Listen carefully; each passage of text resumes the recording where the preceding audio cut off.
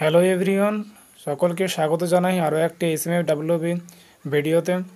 তোমরা যারা এবছরে এসএমএফডব্লিউবি অর্থাৎ state medical faculty of West বেঙ্গলের আন্ডারে প্যারামেডিক্যাল এক্সামটা দিয়েছিলাম, তাদের আজকে রেজাল্ট আউট হওয়ার কথা ছিল, কিন্তু রেজাল্ট আউট হচ্ছে না কেন, কী কারণ, সে আজকে আমরা বোর্ডের কাছ থেকে জেনে নেব কী জন্য রেজাল্ট আউট হচ্ছে না বা রেজাল্ট কবে দেবে। তাই ভিডিওটা প্রথম থেকে শেষ পর্যন্ত দেখতে থাকো। ভালো লাগলে লাইক করো, চ্যানেলে যদি নতুনবার এসে থাকো অবশ্যই সাবস্ক্রাইব করো এরকম এসএমএফডব্লিউবি অল ইনফরমেশন সবার আগে পাওয়ার জন্য। তো চলো আজকে আমরা জেনে নিই যে বোর্ড কি বলছে। হ্যালো। হ্যালো হ্যাঁ স্যার, বলছি state medical faculty of West Bengal থেকে বলছেন। হ্যাঁ হ্যাঁ হ্যাঁ। বলছি যে আজকে রেজাল্ট আউট হওয়ার কথা ছিল তো স্যার? না, আজকে না। হ্যাঁ, আজকে হবে না, দু একদিন পরে হবে।